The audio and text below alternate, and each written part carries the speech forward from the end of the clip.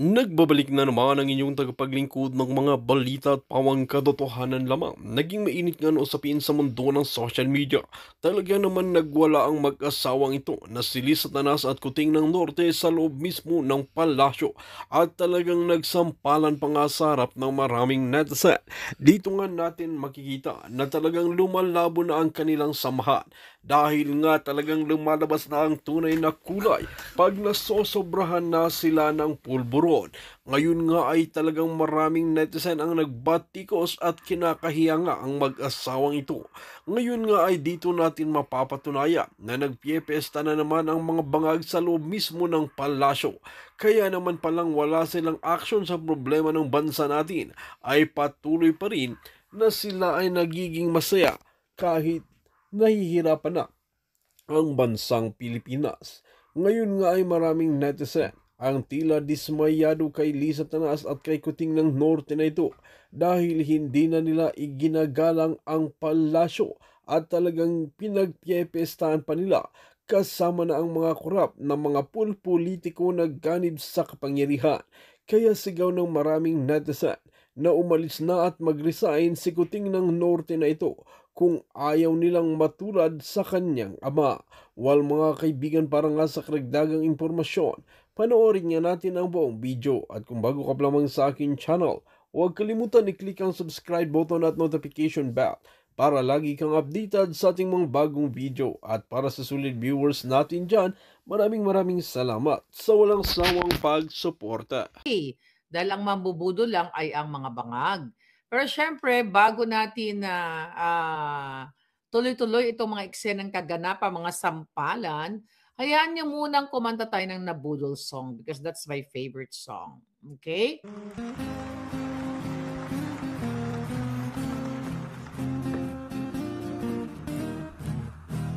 Nabudol, nabudol, nabudol ang Pilipino. Nabudol, nabudol, nabudol ang Pilipino. Sa nais, sa wika, ay nabudol tayong lahat. Kaya tuloy ngayon'y haharapin natin masama na kinabukasan. Isigaw natin sa buong mundo, nabudol ang Pilipino. Nabudol, nabudol, nabudol ang Pilipino. Nabudol, nabudol, nabudol ang Pilipino. Mga adik at mga kriminal, nagkakaisa silang lahat. Ang kapan ng bayan ay ninanakaw, masama yan sa kaunlaran. Isigaw natin sa buong mundo, nagburol ang Pilipino. Wag na wag ibuto ang mga kandidato nang nambudol sa Pilipino. Tanggalin na natin ang isang pangulong nambudol sa Pilipino. Alright. Tanggalin na natin ang mga putang inang nambudol sa Pilipino. Okay. Ayan naman. Ano ang gusto ninyong unahin natin mga hitan? Okay, pag-usapan na natin ang mga kaganapan. Ayan, mainit na balita. At patuloy tayong nakikipaglaban para makamtan na natin ang kaalwanan. Buti na lang, first owner si May Perez, si Ma'am Vilma Gabuat, si Zoro, ayan ang aking gwardiya sibil. Baka naman, manggorgor ka na dyan pag may nanggugulo sa atin. Anyway, mga palangga, sa mainit-init na balita, actually dapat kanina pa to, kaya lang marami tayong mga kausap sa pakikipaglaban at meron tayong bagong whistleblower actually na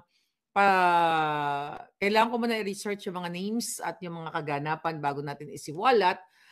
Pero mga kababayan, ang ating bagong pasabog ngayon, 'di ba? Pasabog sa 2024 ay nagkaroon ng jugjugan sa Malacanang. Ayon sa ating Kung ako ay may juting jahas, si Cathy ay meron din siyang puting butiki. Naloloka ako sa mga eksena. Ano ba ang nangyaring sampalan? So, punto na natin, ito ay galing sa mga bruskong-brusko nating taga-gwardya ng mga bangag. Kaya nga sabi ko sa inyo, mga sir, nakita nyo na ang Sampalan Blues. Sino ang nanampal?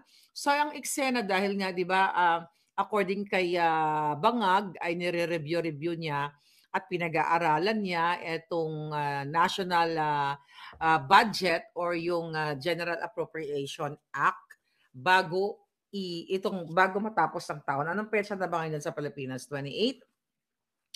So, di ba, dahil nga sa kajotahan nilang mga ginawang unconstitutional na paglaan ng mga budget, lalo na dito, syempre, sa pagtapyas ng budget ni Inday Sara from 2.3, naging 2.3 billion, naging 700, I believe, kung tama yung aking recollection.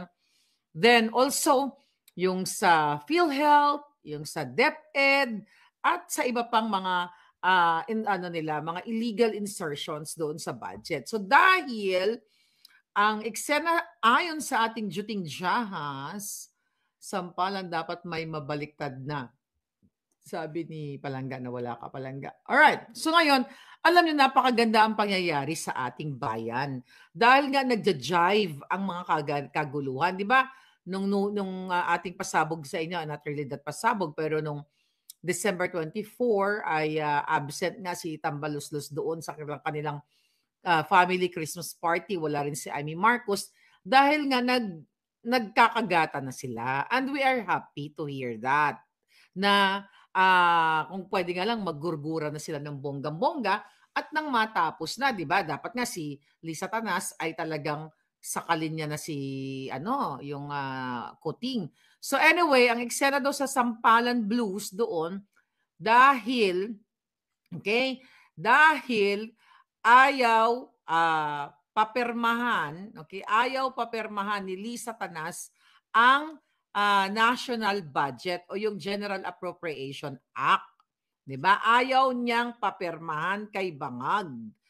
Kasi dahil isa pa sa kadahilanan, dahil nga nag-aaway sila, ito according to our source, na itong si Martin Romualdez, siya naman ay gusto niyang i-push na permahan na.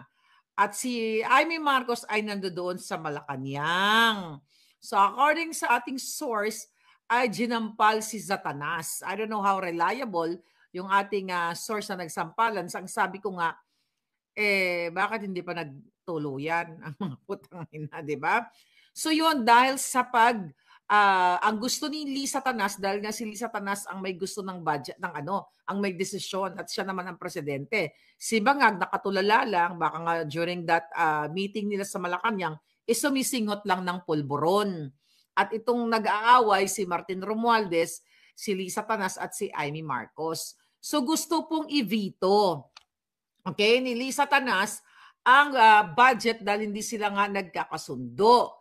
So ngayon, dahil sa nag-aaway sila sa budget na ito at ang gusto naman ni Amy Marcos ay tapusin na, may mga suggestion siya na ito dapat ang gawin, ito dapat sa line 1, line 2, line 3, line 4, line 5 ng budget ng bayan o ng Pilipinas, ay hindi sila nagkakasundo. Kaya ayon sa ating juting jahas, allegedly ay ginampal si Lisa Tanas. Kaya sabi ko, ano ang ginawa after? 'Di ba? Hindi rin ba siya nanampal? Actually, sabi ko nga, ganito kasi pagbangag ang administrasyon. The fact, mga kababayan, kung nagsampalan sila, kung ito ang ating juting jahas na bruskong-brusko, ay na-witness, siningan ko nga ng video. Sabi ko, baka naman pwede mag-send ng video. Alright? Walang video kasi syempre nga, kung ang mga PNP nga, di ba, at ang mga military ay pinagbawalan ni Lisa Tanas na gumamit ng video, how much more, yes, Alfred, thank you. Alfred Soriano. Cottonfin, thank you. So how much more, di ba? How much more doon sa loob ng Malacanang ipinagbabawal? So for sure may CCTV yon at yung mga jampalan Kahit naman nung sinapak ni Lisa Tanas si Bangag Jr. sa eroplano, remember? Nung papunta sila sa New York na nagkaroon ng black eye and everything. For sure, one day, kapag wala na itong mga bangag na ito, ay lalabas at lalabas yan, mga palangga. So ngayon, gustong i-veto yung National Appropriations Act ni Lisa Tanas at ibalik nga ito sa Congress na ito dahil hindi niya gusto yung ginagawa ni Romualdez na mga insertions, budget insertion and program funds at kung ano-ano pang mga gustong pangamkam na gagawin, na ginagawa ni Tambaloslos. Tandaan ninyo yung mga, nakikita niyo mga pictures nila na ni Lisa Tanas at ni Tambaloslos, iyan ay mga palabas lamang. Pero ang totoo, magdagkakagatan na mga buwaka ng ina sa anong kadahilanan? Dahil sa paramihan sila ng nakaw. Paramihan sila ng gustong budgetan na ahensya ng gobyerno para what? Para sa kanilang vested interest. Para sa kanilang personal, mga kababayan. So kung ano yung mga probisyon, okay, na gustong isingit ni Romualdez o inilagay na at ang gustong baguhin ni Lisa Tanas, hindi sila nagkakasundo. So, based dun sa information na nakuha natin, talagang si Marcos Jr., tama si Inday Sara, na hindi talaga siya marunong maging presidente. At wala po siyang decision making. Dahil yung yung tatlong, si Amy, si Mangga, at si Tambaloslos, sila ay nag-aaway sa pera ninyo. Pera ng Pilipino. Tandaan ninyo, balikan natin yung sinabi kong December 24 ng Noche Buena, hindi sila nagkakagulo din sila, hindi sila nagkakasundo, walang unity naman talaga, even sa kanilang family, kasi hindi rin sila nagkakasundo sa pera na i-unfreeze ng banyaga. Yung mga accounts nila sa iba't ibang bansa. Dito sa Amerika, mayroon din. Diba? Ang gusto kasi ni Martin Romualdez diyan ay malaki yung kanyang share. Diyan sa mga i-unfreeze na assets na yan, o not assets, i-unfreeze na nakaw na yaman sa iba't ibang bahagi ng bansa. Tandaan nyo, huwag niyong kakalimutan na maraming mga ninakaw ang Marcos Romualdez at isama mo na ngayon ang Araneta dahil sa makabagong simula noong 2022, talagang nagpapaanuan sila sa nakaw sa kaba ng bayan. So ngayon mga palangga, sino ang at stake dito? Kapag nagkaroon ng veto, 'di ba? Matatapos na ang taon. 'Di ba? Ibabalik nila dito sa Kongreso. Wala naman ng Kongreso at Senado. Ang maapektuhan dito kapag nagka-leche-leche, kayo pa rin. Ang Pilipino pa rin kasi maaantala o ma-delayed yung mga proyekto na supposedly para sa inyo. So pag vinito yon, okay, it's either, may mga babaguhin silang mga, yung mga provision o yung mga line item doon sa mga certain government institutions. Diba? So, gagastos na naman ang pera ng bayan. Doon pala sa pag-veto, gagastos na naman yun eh. Babalik na naman. Ilan naman ang lalamunin habang sila ay nagbabangayan na naman sa plenaryo. Talo, milyon-milyon ang sinusunog nila, mga kababayan. Or, ang pwede mangyari, magkakaroon ng, may nakita ko na, reenacted budget. Kung ano yung budget in the past, in 2023, yun na lang yung susundin. Kung hindi sila magkakaroon ng pagkakasundo, and mag-away-away sila. Pero you know what? Pabor yun kay Inday Sara. Pabor yun. Pag nagkaroon ng reenacted budget, hi Andres Bonifacio, thank you so much. So pabor kay Inday Sara kasi magkano yung budget ni Inday is 2 point something? Kanina nakita ko yun. Okay. Magkano yung budget ni Inday Sara in the past? Office of the Vice President? 2.3 billion. So ibig sabihin, yung Office of the Vice President is mas marami siyang magagawa. Pero maraming negative may mga negative effect sa pagsulong o pag-usad ng ekonomiya. Pero hindi nga tayo umuusad eh. actually mga palangga, whether magkaroon ng reenacted budget or baguhin nila yan, 'di ba? Mag-insert ng kung ano-ano, tanggalan, lagyan ng budget ang PhilHealth o hindi nila bigyan ng budget, dagdagan ang education, dahil yan yung pinaka-highlight dyan, 'di ba? Wala pa ring kwenta. Bakit kamo? Kasi mga kababayan, they're there para talagang distrongkarin, nakawin ang pera ninyo. Yan ang katotohanan yan. Kaya ngayon, ang mangyayari, madidelayed yung mga pag-i-implement ng mga projects like infrastructure.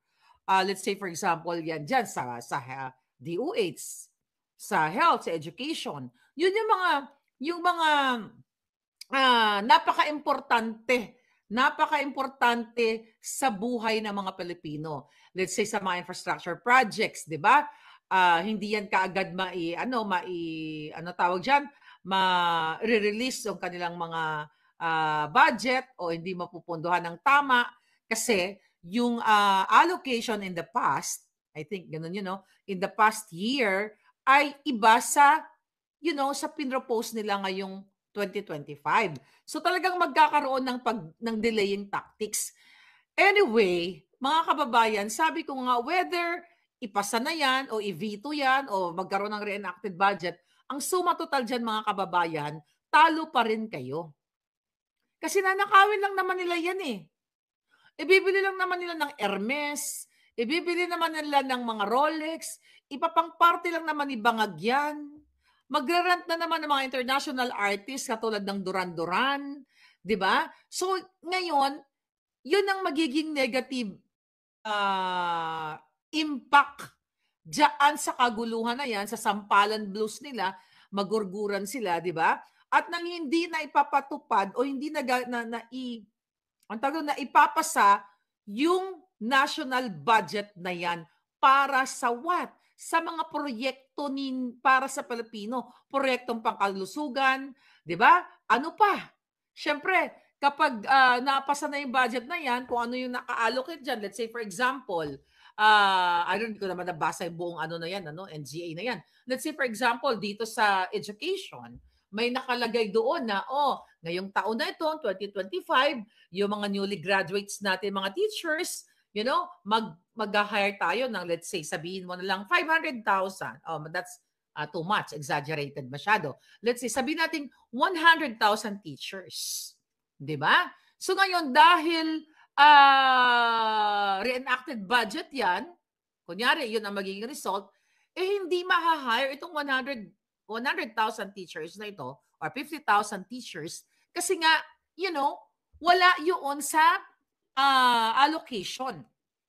Anyway, mga kababayan, so kaya nga sabi ko sa inyo, aray ko, madali, parang may kumagat sa akin na insekto, na ahas. So ngayon, eto ngayon yung impact dahil sa pangsarili nilang interest. Yung budget na yan, sabi ko kahit anong gawin yan, nanakawin nila ang majority budget na yan, mga kababayan. Kaya nga kailangan talaga ninyong kumilos. 'Di ba? Kailangan ninyong manindigan dahil ang nangyayari, kayo ang apektado. Lahat kayo, edukasyon ng inyong mga kabataan, ano pa? Health ng inyong mga kabataan, ng inyong mga anak, dahil nga sila ay nag-aaway-away at patuloy nilang, yung isa ito, insert ako dyan, 2 billion sa ganito, 3 billion sa ganyan. 'Di ba? So paano mo ngayon? Paano ngayon magkakaroon ng bagong Pilipinas? 'Di ba? Yung mga sinasabi ni Bangag na build better, 'di ba? Build better more. Paano ngayon magsulong? Magkaroon ng progresibong bukas dahil yan yung mga sinasabi ni Bangag eh. Kung ang pera ng Pilipino, pera ninyo ay pinag-aawayan nila at hindi naman talaga nila dinadala o binabudget para sa pagkaroon ng Build Better program at progresibong bukas. Kasi their intention, mga kababayan, ay nakawin nila. Dahil puro lahat sila ay magnanakaw. Kaya kahit magsampalan sila dyan, magbugbugan sila, buti nga lang sana sabi ko, magurguran na lang sila eh. 'Di ba? magurguran na lang sila ng bonggang-bongga at nang matapos na ito. Pero anong impact nito sa atin, sa Pilipinas? Siyempre, nakakatawa tayo sa tingin ng mga matatalino at marurunong na Pilipino at sa tingin ng international. Ibig sabihin, wala sa tamang katinuan ang ating mga kongresista at mga senador at ang presidenteng bangag dahil itong putang ng budget na ito, hindi nila mapagdesisyonan sa tamang, what do you call it? Sa tamang panahon o sa urgency na pangangailangan ng taong bayan na dapat bago pagpasok nitong 2025 ay nakakamada na lahat itong mga budget na ito, itong national budget na ito para tuloy-tuloy ang pag-build more at ang progresibong bukas. Pero again, that's only lip service. Kaputaan lang yan, yung build na yan. Diba? Kahit sabi ko nga, ipasa man yan o hindi, magkaroon man na rin acted budget, nanakawin at nanakawin pa rin nila. Pero ang impact nito, mga kababayan, sa atin at sa international, talagang makikita mo na ang namumuno ay mga bangag. Ang mga kongresista at mga senador ay mga bangag din.